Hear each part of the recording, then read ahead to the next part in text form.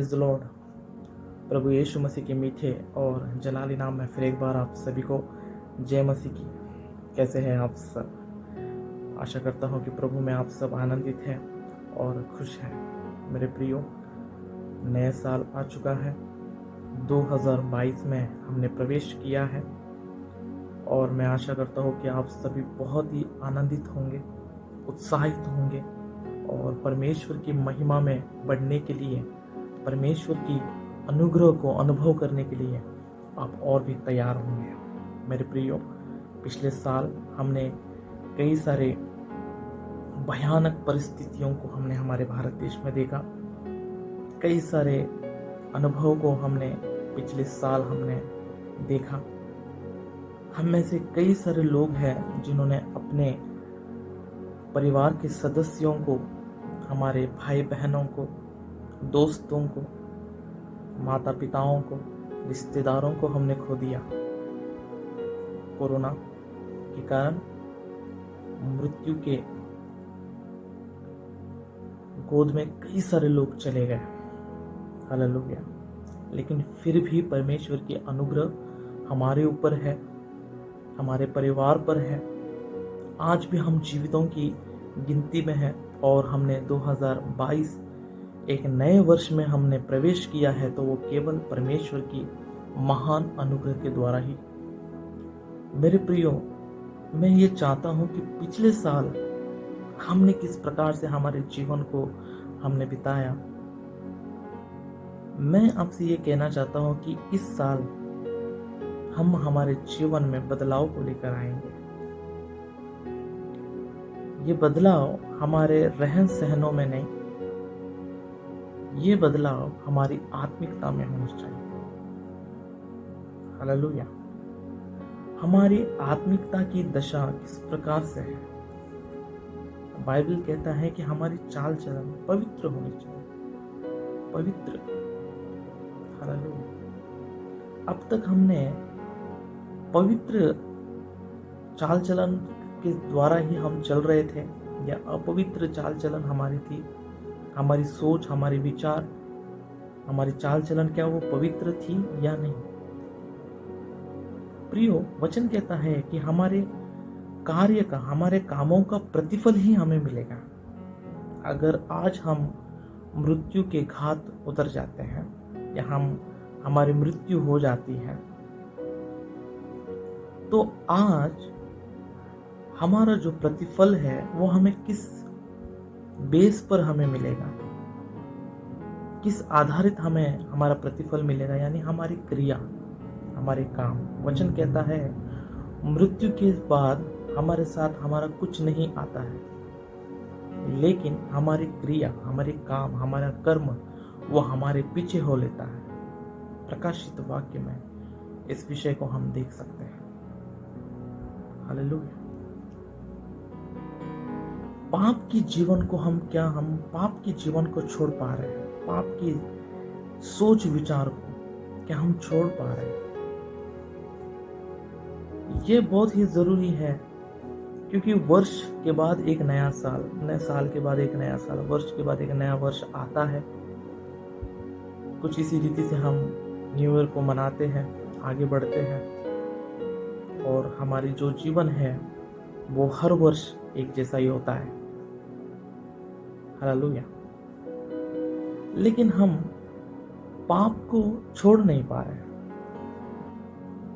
Hallelujah. हम पाप को छोड़ नहीं पा रहे हैं, और इसी प्रकार से हमारे जीवन को और भी आगे बढ़ाना हम चाहते हैं।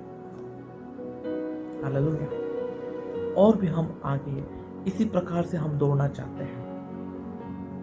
2019 में हमारे भारत देश में, 2020 में कोरोना जब फैलने लगा, तो उस वक्त में मसीह समाज घुटनों पर बैठकर रात और दिन उपवास प्रार्थना करते हुए हमने हमारी दौड़ को हमने आगे बढ़ाया। और जब फिर से कम होने लगा, तो हमारे जीवन फिर एक बार पाप की जीवन में आगे बढ़ने लगी। फिर 2021 में जब कोरोना और भी भयंकर होकर और भारत देश में भयंकर रीति से जब फैलने लगा, और कई सारे लोगों जब इस एक भयानक विपत्ति के कारण जब वे मारे गए और जब लोगों में डर भय फैलने लगा, तब फिर से प्रार्थना हम करने लगे। उसके बाद जब बंद हो गया, फिर से हमारी जिंदगी, हमारे जीवन वैसे ही है। हम पाप को छोड़ नहीं पा रहे हैं। हालेलुया। और जब विषय आता है, जब हम पाप के विषय में जब हम बात करते हैं, तो कई सारे लोग ये सोचते हैं कि हम थोड़ी ना कोई व्यभिचार कर रहे हैं, हम थोड़ी ना चोरी कर रहे हैं, हम थोड़ी ना नरहत्या कर रहे हैं, हम थोड़ी ना मूर्ति पूजा कर रहे हैं, हम ना ही आत्मिक रीति से व्यभिचार कर रहे हैं, ना ही हम भौतिक रीति से व्यभिचार कर रहे हैं, ना ही हम आत्मिक रीति से हत्या कर रहे हैं, ना ही व्यक्तिगत रीति से किसी की हत्या कर रहे हैं। कई सारी चीज़ों को लेकर हमें पता है, इन सब विषयों के विषय में हमने कई बार हमने बात किया है। लेकिन छोटी सी छोटी पाप भी वो पाप ही कहलाता है। कोई छोटा या कोई बड़ा पाप नहीं होता। हालेलुया। मच्छर छोटा ही होता है, लेकिन एक छोटी मच्छर के कारण ही हर साल सैकड़ों लोग मारे जाते हैं। टाइफाइड के कारण, मलेरिया के कारण, डेंगू के कारण, भयानक बीमारी एलिफेंटियासिस नामक एक बीमारी के कारण, चिकनगुनिया के कारण एक छोटा सा मच्छर हमारी जान को ले लेता है। जरूरी नहीं है कि जंगल में से कोई शेर आकर ही हमें मार डाले। एक छोटी सी मच्छर हमें मार डालता है। अगर एक सांप छोटा हो या बड़ा, उसका जहर उतना ही जहरीला होता है और एक मनुष्य को मार देता है।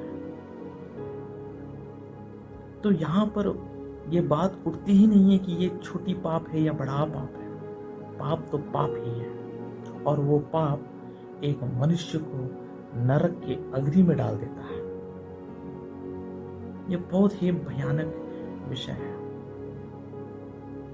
हम पवित्रता के विषय में जानने से पहले हम पाप के विषय में जानेंगे। आज कलीसिया के पासवान पाप के विषय में उपदेश करना बंद कर दिया है। इतिहास के विषय में बताने लगे हैं, आने वाली घटनाओं के विषय में हम बातें करने लगे हैं, प्रकाशित वाक्य में जो घटनाएं हैं उसके विषय में हम बात कर रहे हैं, लेकिन हम पाप के विषय में जान नहीं पा रहे हैं कि पाप क्यों उतना भयंकर है। एक छोटी सी पाप, आज्ञा का पालन नहीं करना, एक छोटी पाप ने कितना बड़ा काम कर दिया पता है आपको। महिमा में रहने वाले परमेश्वर इस संसार में देहधारी बनकर आना पड़ा। महिमा में रहने वाले यहोवा परमेश्वर को एक देहधारी बनकर उन्हें आना पड़ा। एक शरीर के रूप को धारण कर इस पृथ्वी पर पापियों के बीच में पापियों को बचाने उन्हें आना पड़ा। एक छोटा पाप। आज हम विश्वास क्यों कर रहे हैं यीशु मसीह में? कई सारे लोग विश्वास इसलिए करते हैं कि हमें जॉब आ जाएगा, हमें वीसा आ जाएगा, हमारी बीमारियां, हमारे रोग चंगे हो जाएंगे। लेकिन क्या हम यह सुसमाचार सुना रहे कि तुम्हारे पाप धुल जाएंगे? हालेलुया।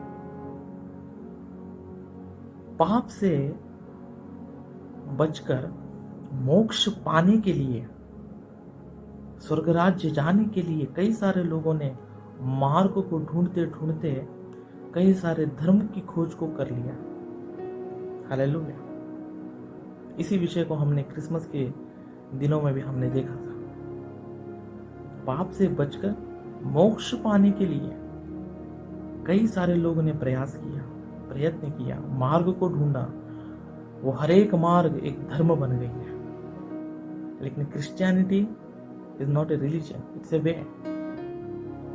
वो कोई धर्म नहीं, वो एक मार्ग है। इसलिए हम यह प्रचार करते हैं कि वो धर्म नहीं, एक मार्ग है। उस मार्ग में आना है। हम धर्म परिवर्तन नहीं करते हैं, किंतु हम मार्ग बताते हैं। क्या सच है, क्या सत्य है, उसे हम बताते हैं। प्रिय देखिएगा, बाइबल में मैं आज आपसे कुछ बहुत ही महत्वपूर्ण बातों को बताना चाहता हूँ। इब्रानियों के पत्र 12वें अध्याय उसके 1 और दूसरे वचन में, पहला और दूसरे वचन में लिखी हुई बातों को हम देखेंगे।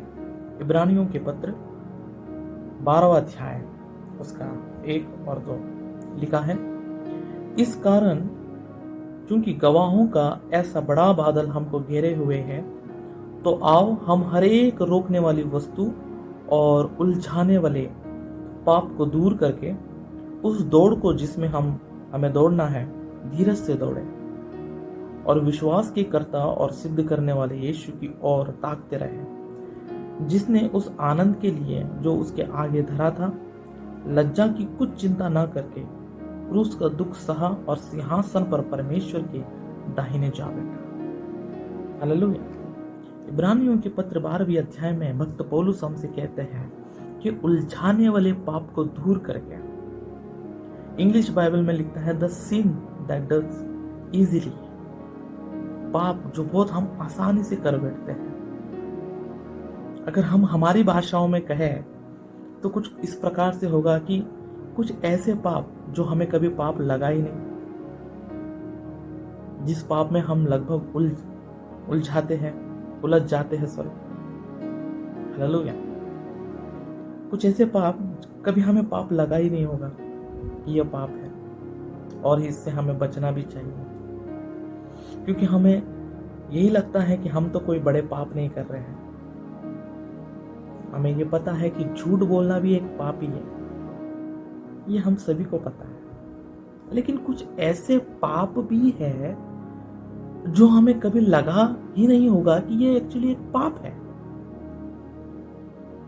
हालेलुया। और मैं आज आपके सामने कुछ ऐसे ही विषय को आपके सामने लेकर आना चाहता हूँ। कुछ ऐसे 5 या 6 पाप के विषय में मैं आपको बताना चाहता हूँ जो हमें कभी पाप लगा नहीं होगा, बट हाँ जी, वो पाप है। और ऐसे उलझाने वाले पाप से दूर रहो। इस साल जब हम इस नए वर्ष में आ चुके हैं, तो हम हर एक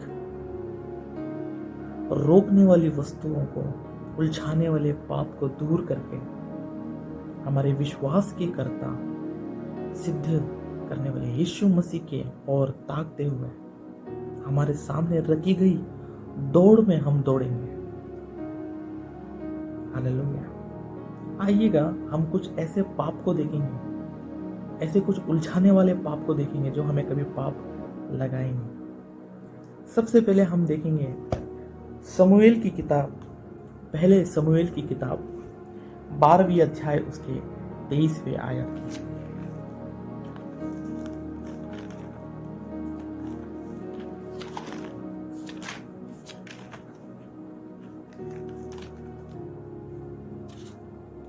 पहले शमूएल की किताब 12वां अध्याय उसका 23वां आयत। हम सभी को यह विषय पता है, फिर भी हम एक बार इस विषय को देखेंगे।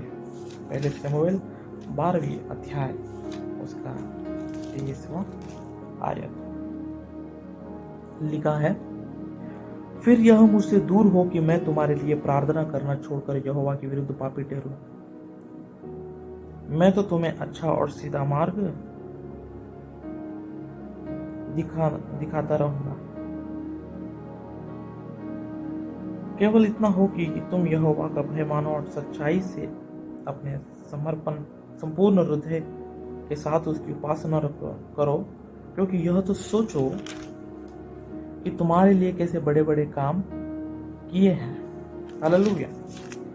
लिखा है, फिर यह मुझसे दूर हो कि मैं तुम्हारे लिए प्रार्थना करना छोड़कर यहोवा के विरुद्ध पापी ठहरूं। हालेलुया। हम सभी को यह वचन पता है क्या कि प्रार्थना ना करना भी क्या है? पाप है। हालेलुया।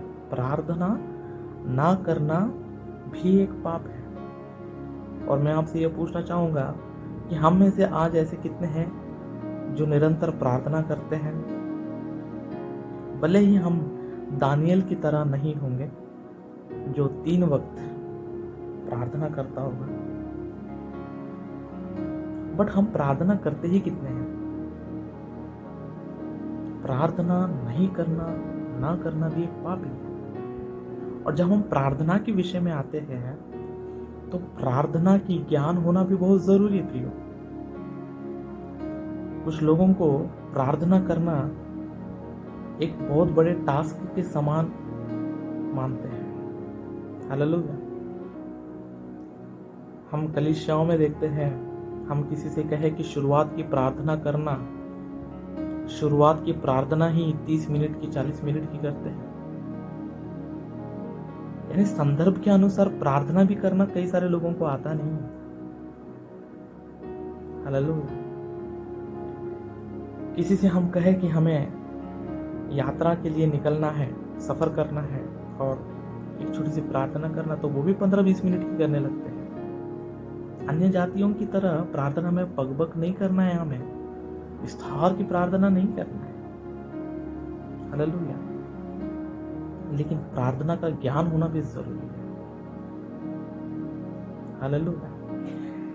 कुछ लोग प्रार्थना करते ही नहीं है, और कुछ लोग जो प्रार्थना करते हैं तो उनके पास प्रार्थना का ज्ञान नहीं है।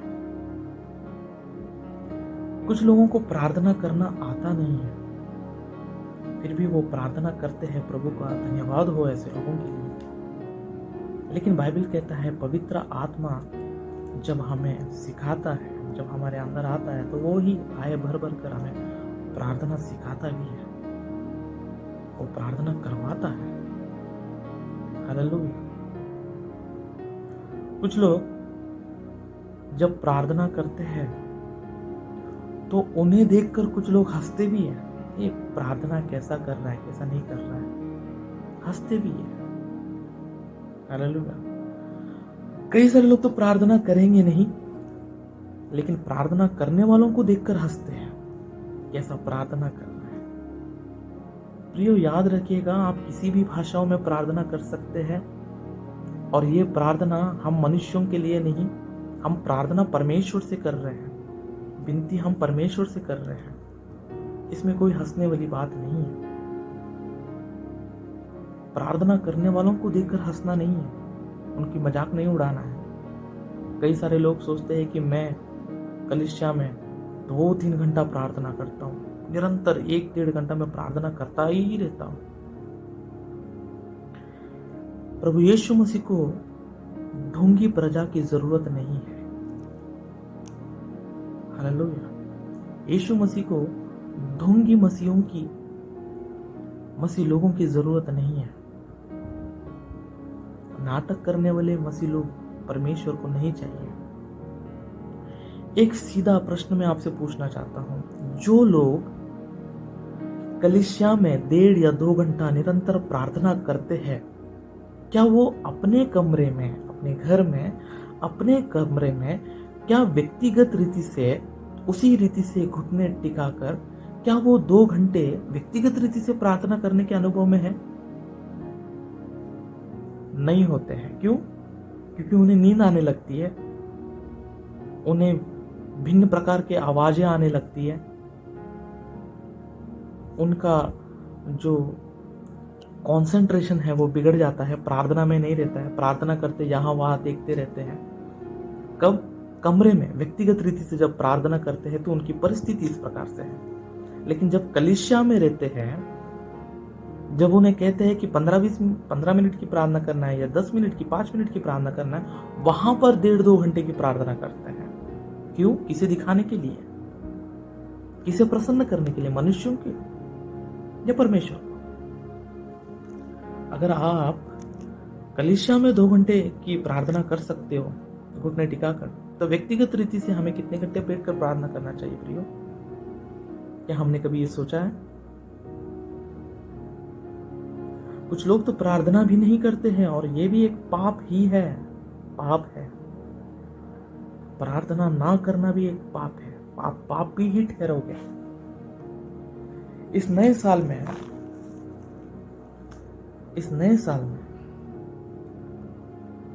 हम कई लोग रिजोल्यूशंस लेते हैं ना, 2022 में हम आपसे यही करेंगे, यही करना शुरुआत करेंगे।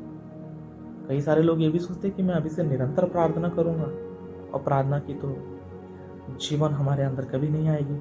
2021 भी चले गया, जीवितों की गिनती में हम आप भी हैं, लेकिन प्रार्थना की जीवन हमारे अंदर नहीं है। प्रियो, ध्यान दीजिएगा, ये वर्ष प्रार्थना का वर्ष कहलाना चाहिए। यह वर्ष प्रार्थना का वर्ष कहलाना चाहिए। प्रार्थना की अभिषेक आपके ऊपर आनी चाहिए। प्रार्थना के द्वारा अग्नि की बाड़ा आपके चारों ओर होनी चाहिए। हालेलुया।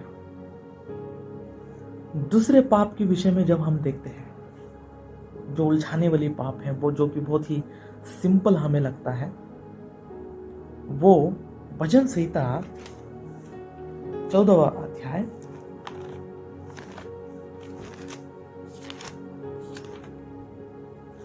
भजन संहिता 14वां अध्याय चैप्टर 14 वर्स 4। भजन संहिता 14वां अध्याय उसका 4था वचन, chapter 14 verse 4, the book of Psalms. क्या किसी अनर्थकारी को तुच्छ कुछ भी ज्ञान नहीं रहता, जो मेरे लोगों को ऐसे खा जाते हैं जैसे रोटी और परमेश्वर का नाम नहीं लेते। हालेलुया। जब हम वचन पढ़ते हैं तो यहां पर लिखा है, लोगों को ऐसे खा जाते हैं जैसे रोटी खाते हैं और परमेश्वर का नाम नहीं लेते। इस वचन को हम दूसरे ट्रांसलेशंस में जब हम पढ़ते हैं, या हम तेलुगु के ट्रांसलेशन में हम पढ़ते हैं, तो वहां पर लिखा है, भोजन ना करने से, भोजन करने से पहले कुछ लोग प्रार्थना भी नहीं करते। खाने से पहले कुछ लोग प्रार्थना ही नहीं करते। हमें कई बार ऐसा लगा होगा कि जब हम भोजन करते हैं तो भोजन से पहले हम प्रार्थनाएं करते हैं। कई सारे लोगों को यह मजाक लगता है, प्रार्थना करके खा रहे हैं। कई सारे लोग भोजन करते हैं लेकिन प्रार्थना नहीं करते। क्यों? भूख। प्रियो, याद रखना, जब हमें अधिकतर भूख लगती है तभी हम ज्यादातर पाप भी करते हैं। जब हमें ज्यादा भूख लगती है ना, और जब हमें भोजन नहीं मिलता है, तो हम पाप कर बैठते हैं। हालेलुया। एसाव को भूख लग रही थी, एसाव को भूख लग रही थी, खाना है, भोजन चाहिए, तृप्त होना है भोजन खाकर कैसे भी। और उस भोजन के लिए, छोटी सी भोजन के लिए, एक वक्त के खाने के लिए, रोटी के लिए, एसाव ने अपने पहलौठे के अधिकार को खो दिया, और इस कारण एसाव व्यभिचारी कहलाया। पता है आपको? इब्रानियों के पत्र में लिखा है, एसाव अपने पहलौठे के अधिकार को खो दिया, और एसाव क्या कहलाया? व्यभिचारी।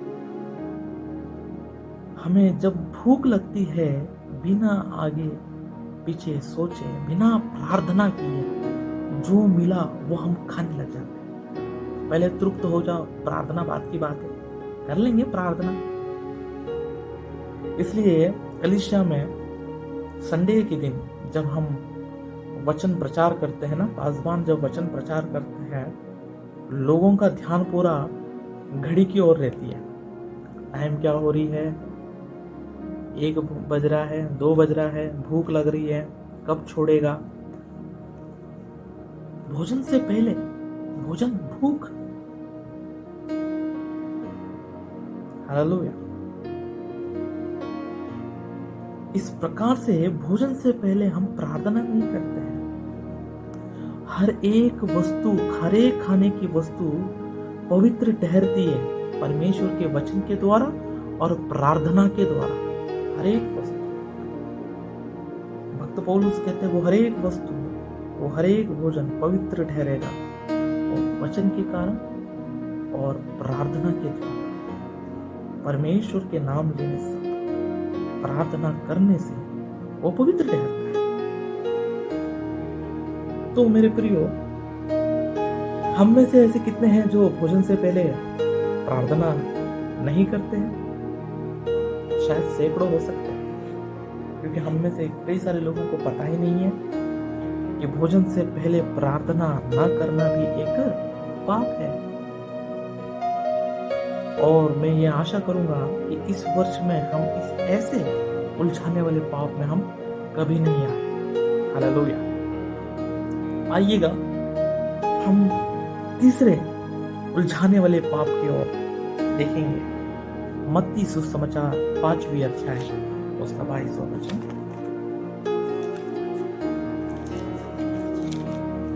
मत्ती सुसमाचार 5वीं अध्याय उसका 22वां वचन। परंतु मैं तुमसे यह कहता हूँ कि प्रत्येक जो बिना कारण अपने भाई पर क्रोध करेगा वह न्याय के दंड के योग्य होगा, और जो कोई अपने भाई को निकम्मा कहेगा वह महासभा में दंड के योग्य होगा, और जो कोई कहे अरे मूर्ख वह नरक की आग के दंड योग्य होगा। हालेलुया। ये भी एक उलझाने वाली पाप है ना? तीसरा पाप क्या है? जो अपने भाई को क्या कहता है? निकम्मा कहता है बिना कोई कारण।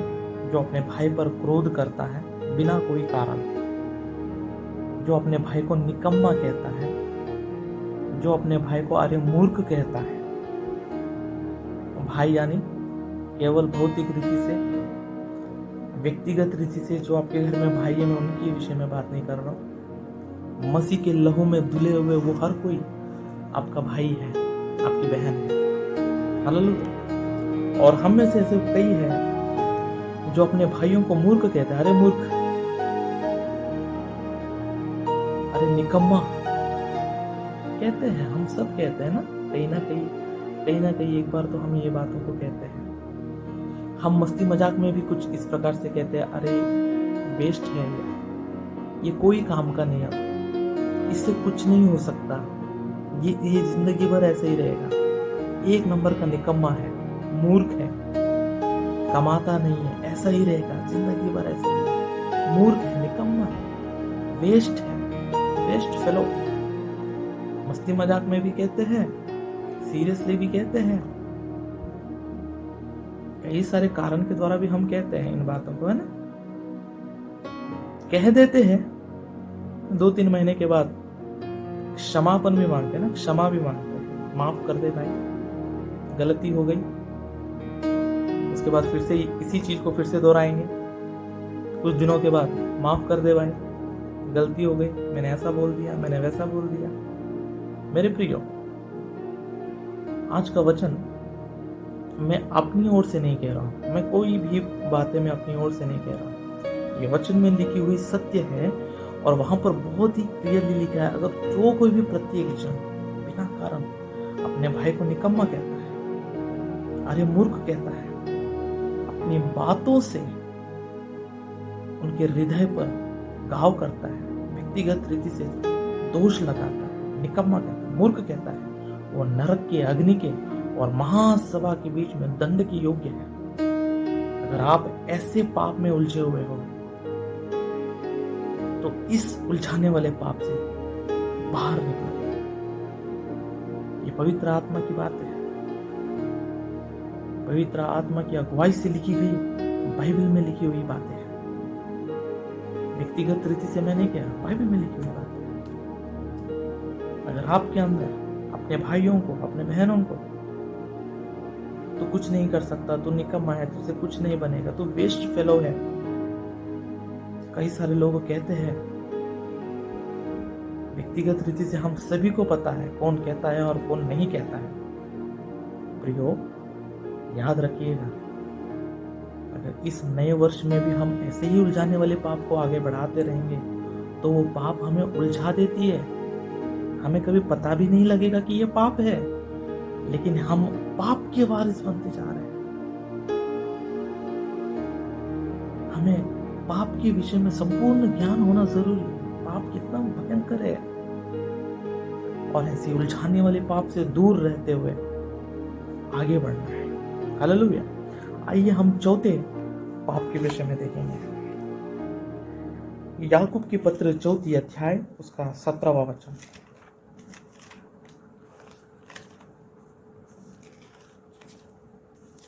याकूब के पत्र 4 अध्याय उसका 17वां वचन। इसलिए जो कोई भलाई करना जानता है और नहीं करता, उसके लिए यह पाप है। हालेलुया। क्या लिखा है प्रियो? जो कोई भलाई करना जानता है और भलाई करता नहीं है। याकूब के पत्र 4 अध्याय, याकूब के पत्र 4 अध्याय उसका 17वां वचन लिखा है, जो कोई भलाई करना जानता है और करता नहीं, उसके लिए यह पाप है। भलाई करना जानता है लेकिन करता नहीं, उसके लिए यह पाप है। प्रियो, यह चौथा पाप, यह चौथा उलझाने वाली पाप, ये पाप बहुत भयंकर है प्रियो। और ये हम लगभग हमारे ज़िंदगी से हम कभी, हमारे जीवन से हम इस प्रकार के उलझाने वाले पाप को हम कभी निकाल नहीं पाते। क्या हम जानते हैं कि यह भलाई है, भलाई का काम है, भलाई करना हम जानते हैं, फिर भी हम उस भलाई को करते नहीं है, तो वो क्या है? पाप कहलाता है। हमें पता है ये काम करने से भलाई का काम है, लेकिन फिर भी हम वो भलाई का काम नहीं करेंगे। हालेलुया। प्रियो, एक छोटी सी उदाहरण देना चाहूंगा मैं। कई सारे लोगों के पास नीड्स पूरी होती है, कई सारे लोगों की नीड्स पूरी होती है। नीड्स यानी हमारी ज़रूरतें, आर्थिक रीति से हो या और भी किसी रीति से हो, जो हमारी ज़रूरतें हैं वो पूरी होती है, हमारे पास सफिशिएंट होती है। और कई सारे लोगों के पास सफिशिएंट नहीं होता है, ज़रूरतें उनकी पूरी नहीं हो पाती हैं। बेचारे कभी कभी मदद मांगने आ जाते हैं, कभी कभी मदद मांगने आ जाते हैं कि भाई मेरे लिए थोड़ा इतना कर देना, भाई मुझे थोड़ी इतनी इस चीज़ की ज़रूरत है, मेरे लिए थोड़ा इतना कर देना। या रोड पर ही हो, हम जानते हैं कि उनके लिए कुछ करना चाहिए, हमारे पास सब कुछ है, लेकिन जब हमारे पास कोई कुछ मांगने आता है, 2 रुपया दे दो, 5 रुपया दे दो, कुछ लोगों को दिखाई नहीं देता है, कुछ लोग चल नहीं पाते, फिर भी हम ऐसे लोगों को मदद नहीं करते। हमारे पास सब कुछ होता है लेकिन फिर भी हम दे नहीं पाते। कई बार हमें पता है ये भलाई का काम है, ये करूँगा तो भलाई होगा, अच्छा ही होगा, फिर भी हम उस भलाई के काम को नहीं करते हैं। पता रहने के बावजूद वो क्या कहलाता है? पाप कहलाता है। मेरे प्रियो, याकूब के पत्र में एक और विषय लिखा है, 2 अध्याय उसका 16वां वचन।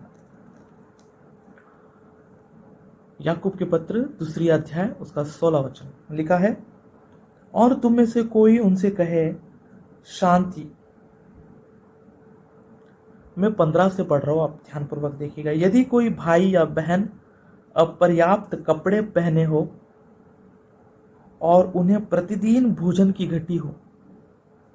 फिर एक बार ध्यानपूर्वक सुनिएगा। यदि कोई भाई या बहन अपर्याप्त कपड़े पहने हो और उन्हें प्रतिदिन भोजन की घटी हो, और तुम में से कोई उनसे कहे शांति यानी कुशल से जाओ, तुम गर्म रहो और तृप्त रहो, पर जो वस्तुएं देह के लिए आवश्यक है वह उन्हें ना दे, तो इससे क्या लाभ? हालेलुया। हम सभी को यह वचन पता है।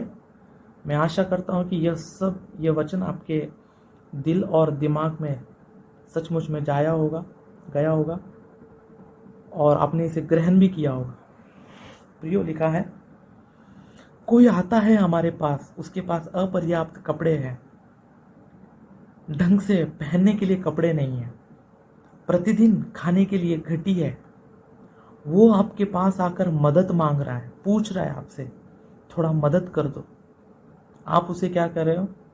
कुशल से जाओ, गरम रहो। लेकिन जो वस्तुएं उसे ज़रूरत हो, हम उसे नहीं दे पा रहे, जबकि वो हमारे पास है। हम नहीं दे पा रहे, लेकिन हम कह रहे हैं कि कोई बात नहीं, तुम जाओ, कुशल रहो, यानी अच्छे से रहो, प्रभु मदद करेगा, प्रभु आपकी ज़रूरतों को पूरा करेगा, हम प्रार्थना करेंगे। Yes, we will pray for you. प्रभु करेगा, प्रभु देखेगा, प्रभु आपकी ज़रूरतों को पूरा करेगा। बोलना बहुत सही है, अच्छी बात है। आप परमेश्वर के नाम को वहाँ पर लेकर, आप परमेश्वर पर निर्भर रहकर इन बातों को बोल रहे हो, बोलना भी चाहिए। बोलने से पहले आवश्यकता, जिन चीज़ों की ज़रूरत है उन लोगों को, वो अगर आपके पास हो तो उससे मदद कीजिएगा, जबकि आपको पता है ये भलाई का काम है, लेकिन आप भलाई कर नहीं रही हो, वो आपके लिए पाप है। हम क्या कह रहे हैं? अच्छे से चले जाओ, तृप्त रहो, गर्म रहो, प्रभु मदद करेगा, आज नहीं तो कल प्रभु मदद करेगा, प्रभु देखेगा। लेकिन हम कोई मदद नहीं करेंगे। प्रियो, पाप है, पाप। भलाई करना जानते हुए भी हम भलाई नहीं कर पा रहे, नहीं कर रहे, तो वो पाप है। कर पा रहे नहीं कर रहे, तो वो पाप है। अगर हमारे पास भी नहीं है और हम भी कुछ ऐसी परिस्थितियों से है और कोई हमसे आकर मांग रहा है और आप ऐसे कह रहे हो, तो आपकी सही चाल चलन, सच्चाई प्रभु जानता है। लेकिन आपके पास सफिशिएंट सब कुछ हो और कोई आपसे आकर मदद मांग रहा है, पर आप ऐसे बड़े बड़े बातें करते हो, तो ये पाप कहलाएगा। भलाई करना जानते हो लेकिन आप भलाई नहीं करते, तो वो पाप है। प्रियो, सावधान रहिएगा, ये भयानक पापों से सावधान, भयंकर पाप है ये। हालेलुया। प्रियो, पांचवा उलझाने वाले पाप को हम देखेंगे। नीति वचन 20वां अध्याय है।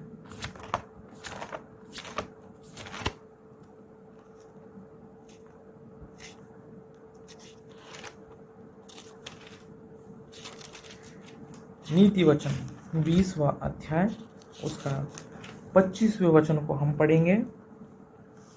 नीति वचन 20 उसका 25वां वचन।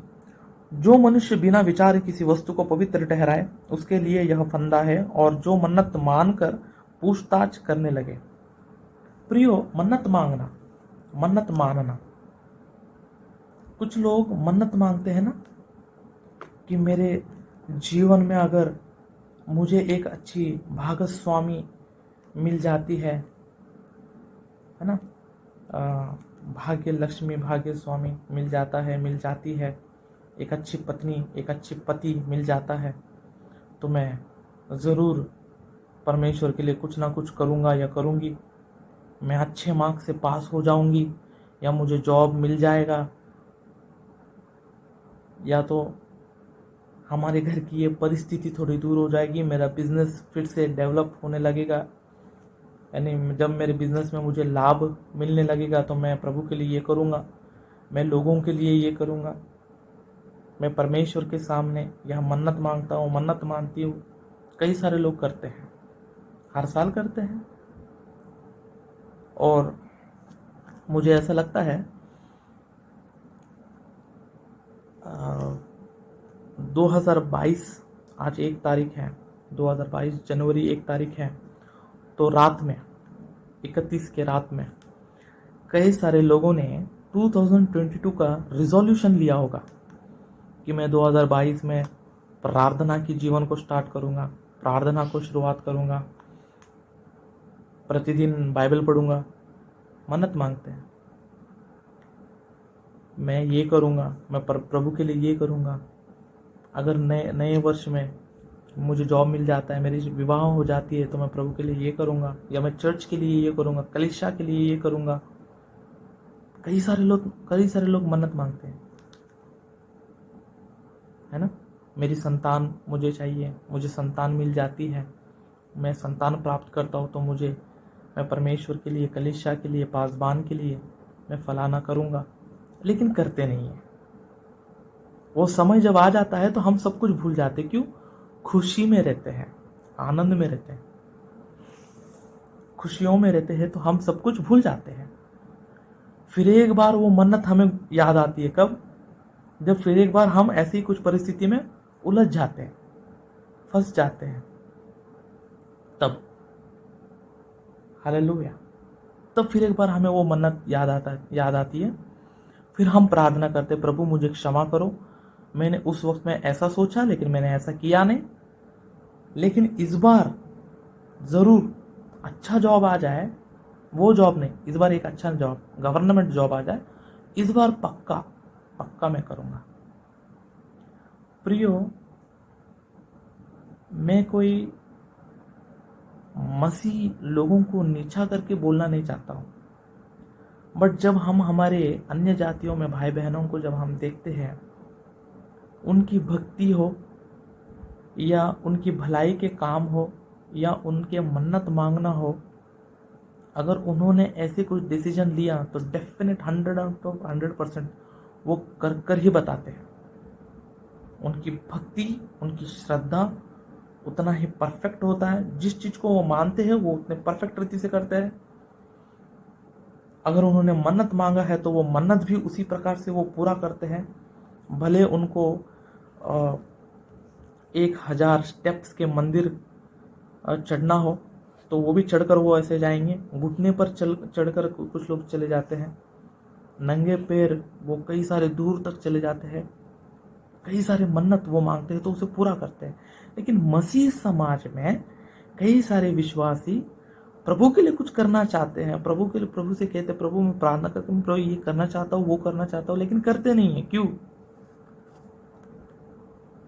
क्योंकि हमने कभी इन चीज़ों को सीरियसली नहीं लिया है। बिकॉज हमारे पासवान बस यही कहते हैं कि हमारा परमेश्वर अनुग्रहकारी है, प्रेमी परमेश्वर है, अनुग्रहकारी परमेश्वर है, अनुग्रह ही करता है, अनुग्रह ही करता है। प्रियो, याद रखिएगा, एक सिक्के की 2 साइड्स होता है। अनुग्रहकारी है, प्रेमी है, तो उसी प्रकार से दूसरे साइड में मेरा परमेश्वर भस्म करने वाली आग भी है, वो भयानक भयंकर परमेश्वर भी है। वो पापियों से प्रेम करेगा लेकिन पाप से कभी प्रेम नहीं करेगा, वो भले छोटा हो या बड़ा हो। समय रहते वक्त ही अपने पाप को एक्सेप्ट करो और उसे छोड़ दो। अपनी गलतियों को, अपने पाप को, अपराधों को सुधारो, एक्सेप्ट करो, रिपेंट करो, पश्चाताप करो, मन फिराओ, परमेश्वर के चरणों में आओ। मन्नत मांगते हो तो उसे पूरा नहीं कर पाते हो। कई सारे लोग करते ही नहीं है, छोड़ देते हैं, सालों साल बीत जाते, मैं ऐसा करूंगा, मैं वैसा करूंगा।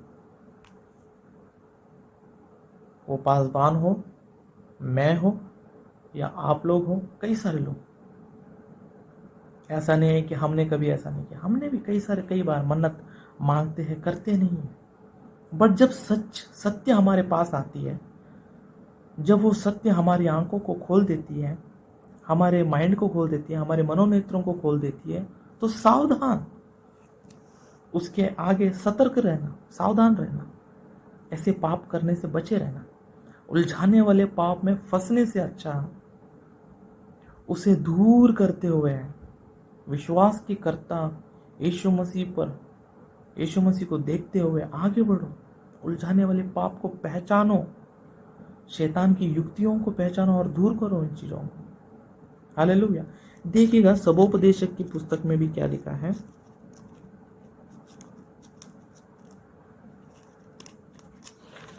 सबोपदेशक की किताब 5वीं अध्याय, सबोपदेशक की किताब 5वीं अध्याय उसका 4था वचन, जब तू परमेश्वर के लिए मन्नत माने तब उसको पूरा करने में विलंब ना करना, क्योंकि वह मूर्खों से प्रसन्न नहीं होता। जो मन्नत तूने मानी हो उसे पूरी करना। परमेश्वर के लिए जो मन्नत हम मानते हैं उसे पूरा करने में विलंब नहीं करना, देरी नहीं करना। अगर आपने परमेश्वर के लिए ये करने की कुछ ठाना है, आपने सोचा है, मैं ये ठाना हूँ, मैं दृढ़ हूँ, मैं इसको करूँगा, मैं ठान कर बैठा हूँ, मैं इस बार ये कर लूँगा, परमेश्वर के लिए मुझे ये करना है, और जब समय आ जाता है करने का तो विलंब ना करो, सोचना नहीं। हालेलुया। आज नहीं कल करेंगे। अभी बहुत हमारी परिस्थिति टाइट है, नेक्स्ट मंथ देखेंगे। नेक्स्ट मंथ आ जाता है, प्रभु की अनुग्रह आशीष उसी रीति से बनी हुई रहती है।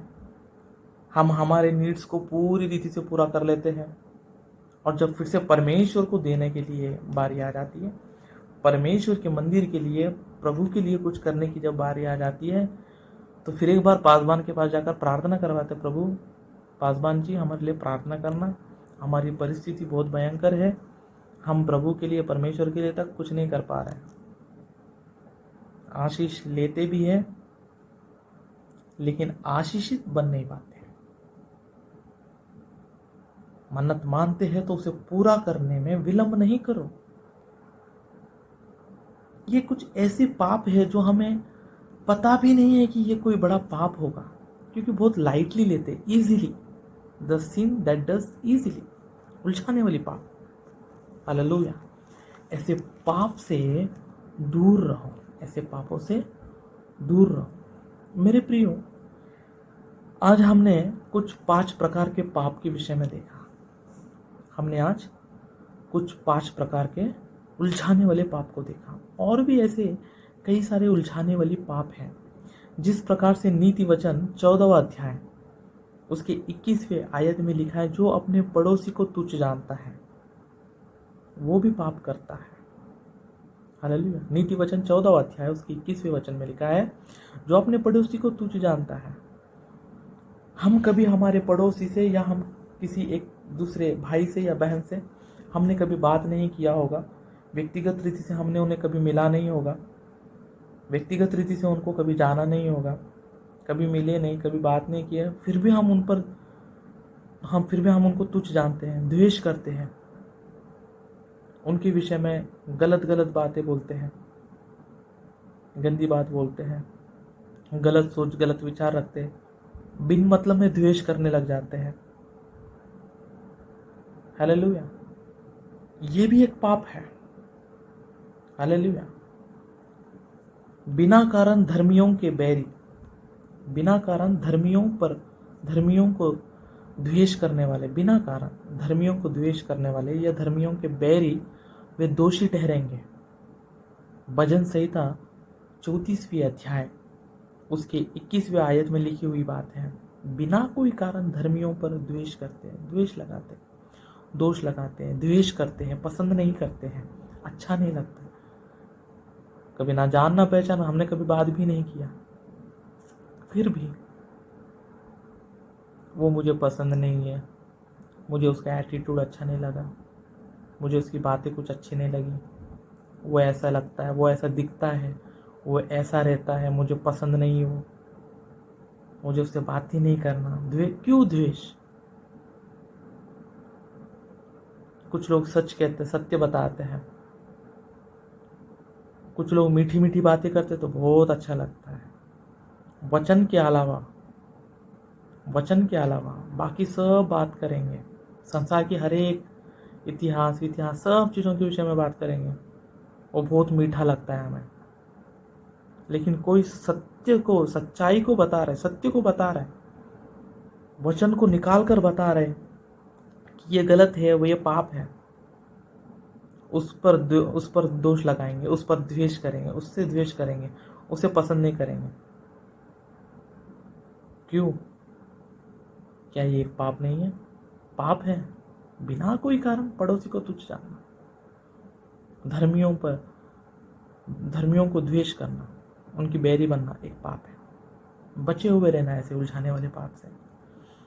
प्रियो, और भी ऐसे उलझाने वाले पाप हैं जो हमें कभी ऐसा लगता ही नहीं है कि ये कोई पाप होगा। कुड़कुड़ाना, हमारे पास सब कुछ होता है फिर भी हम कुड़कुड़ाते हैं। प्रभु की आशीष हमारे ऊपर बनी रहती है, परमेश्वर का महान अनुग्रह हम पर बना हुआ रहता है, फिर भी कुड़कुड़ाते हैं। जैसे मिस्र देश से बाहर निकलकर आए हुए इजरायलियों के समान हम भी क्या करते? कुड़कुड़ाते हैं। हालेलुया। पहले कुरिन्थियों के पत्र 10वें अध्याय उसके 10वें वचन में कहता है कि तुम उनके जैसे नहीं रहो। किसके जैसे? जो मिस्र देश से बाहर निकल कर आए थे इजरायली, उनके जैसे मत रहो। क्यों? क्योंकि उन्होंने भी क्या किया था? कुड़कुड़ाया था। कुड़कुड़ाने के कारण उनमें से कितने लोग नाश करने वाले के द्वारा नाश किए गए, मारे गए। क्यों? कुड़कुड़ाने के द्वारा। क्योंकि हमें कभी लगता ही नहीं। कुछ लोगों के पास सब कुछ रहता है, फिर भी हम पूछते हैं, और भाई कैसा है आपकी परिस्थिति? हमारे पास कुछ नहीं है। प्रार्थना करना हमारे लिए, और प्रभु हमको दे। हालेलुया। प्रभु आपको देता है, फिर भी आप कहते हैं कि मेरे पास कुछ नहीं है, खाली हूं मैं, गरीब हूं मैं। प्रार्थना करो। मंदिर के लिए कुछ नहीं दे पा रहा हूं मैं, प्रार्थना करो मेरे लिए। कुड़कुड़ाते हैं, और कितने साल कुड़कुड़ाओगे? आपको जीवितों की गिनती में परमेश्वर ने क्यों रखा है? कुड़कुड़ाने के लिए, बिना प्रार्थना के जीवन को बिताने के लिए, अपने पड़ोसी से द्वेष करने के लिए, अपने भाइयों को तुच्छ जानने के लिए, भलाई करना जानते हुए भी भलाई नहीं करते हुए अपने जीवन को बिताने के लिए। क्या आपको नहीं लगता ये सब पाप है? ये सब बातें मैं अपनी बातें नहीं कह रहा हूँ, वचन में लिखी हुई कुछ सच्चाई को मैं आपके सामने लेकर आना चाहता हूँ। यही है उलझाने वाली पाप। छोटी पाप आपको नरक की अग्नि में डाल सकती है। जिस प्रकार से एक छोटा मच्छर आपके जान को ले सकता है, मलेरिया, टाइफाइड, डेंगू, चिकनगुनिया, ऐसे बड़े बड़े छोटे छोटे बीमारियों को लाकर, बड़े बड़े बीमारियों को आपके शरीर में प्रवेश करके आपको जब मार सकती है, तो क्या ये पाप नहीं मार सकता है? क्या आप ये छोटी छोटी पाप क्या आपको नरक के अग्नि में, ये उलझाने वाली पाप क्या आपको नरक के अग्नि में नहीं डाल सकती? डाल सकती है। आइए हम ऐसे उलझाने वाले पाप को दूर करते हुए इस नए साल में हमारे विश्वास के कर्ता यीशु मसीह की ओर देखते हुए, यीशु मसीह की ओर ताकते हुए, वो हर एक उलझाने वाली पाप को इस नए वर्ष में, वो हर एक रोकने वाली वस्तुओं को, वो हर एक उलझाने वाली पाप को, वो हर एक शैतान की युक्तियों को पहचान कर, उसे दूर करके, उसे नाश करके, केवल हमें सिद्ध करने वाले हमारे विश्वास के कर्ता यीशु मसीह की ओर देखते हुए, ताकते हुए, हमारे सामने रखी गई उस दौड़ को पूरी रीति से, संपूर्ण रीति से, आनंद के साथ, विश्वास के साथ हम दौड़ेंगे। इस नए वर्ष में उलझाने वाले हर एक पाप को दूर करेंगे, केवल परमेश्वर की ओर ताकेंगे, केवल परमेश्वर पर निर्भर रहेंगे, आधार रहेंगे, हर एक शैतान की युक्तियों को पहचानेंगे और हम दौड़ेंगे। हमारे सामने रखी हुई उस विश्वास की यात्रा को महिमा से अधिक महिमा में बढ़ते हुए, अनुग्रह से और भी अनुग्रह में बढ़ते हुए हम आगे बढ़ेंगे। प्रियो, ये नहीं सोचना कि पिछले साल भयंकर रीति से कोरोना के द्वारा लोग मारे गए तो इस साल ऐसा नहीं होगा। अंत शुरुआत हो चुकी है। परमेश्वर का राज्य निकट है। परमेश्वर आने वाला है, यीशु मसीह आने वाला है, वो हमें लेने के लिए आने वाला है। अंत निकट है। मैं आपसे ये नहीं कहना चाहूँगा कि ये साल हमारे लिए आनंद की वर्ष होगी, केवल सुख, समृद्धि, आनंद की बरसात ही आपके जीवन में होगा, उन्नति पाते ही जाओगे आप। मैं ये सब बातें नहीं कहना चाहता हूँ। मैं आपको इस अंत के दिनों में उलझाने वाले पाप को दूर करो। सबसे पहले छोटी सी छोटी पापों को भी दूर कर दो। मैं ये नहीं कहूँगा ये साल आपके लिए आनंद की वर्ष होगा। हो सकता है ये साल पिछले साल से भी भयंकर रीति से कोरोना का वेव आ सकता है। कोरोना के अलावा शायद और भी नए नए बीमारियों के कारण लोग मारे जा सकते हैं। शायद ये साल हमारे लिए अंत भी हो सकता है। हालेलुया। मृत्यु से नहीं डरना है, मृत्यु से नहीं डरना है प्रियो, क्योंकि मृत्यु पर हमारे यीशु मसीह ने विजय प्राप्त किया है, और विजय प्राप्त के द्वारा ही हमारी विश्वास जो है यीशु मसीह के पुनरुत्थान के द्वारा, उस मृत्यु पर विजय प्राप्त करने के द्वारा ही हमारे जो विश्वास है वो दृढ़ हो चुकी है। हमारे पास एक आशा है कि हम दूसरों की जैसा बिना आशा के नहीं है। हमारे पास एक आशा है, हमें मृत्यु से नहीं डरना है, बट हमें पाप पर विजय प्राप्त करना है। जो छोटी से छोटी पाप पर विजय प्राप्त करना सीखेगा, वो मृत्यु पर भी विजय प्राप्त करेगा, वो मसीह के साथ रहेगा। इस वर्ष प्रार्थना का वर्ष कहलाना चाहिए। यह वर्ष प्रार्थना की अभिषेक आपके ऊपर उतरने चाहिए। इस वर्ष में हर एक उलझाने वाली पाप को आप दूर करो और परमेश्वर की ओर देखते हुए 2022 में आगे बढ़ो। यीशु मसीह की सुसमाचार को फैलाओ, आत्माओं को जीतो। परमेश्वर के राज्य को हम भरेंगे और परमेश्वर में हम आगे बढ़ेंगे। आप सभी को फिर एक बार जय मसीह की, हैप्पी न्यू ईयर, नए साल की शुभकामनाएं।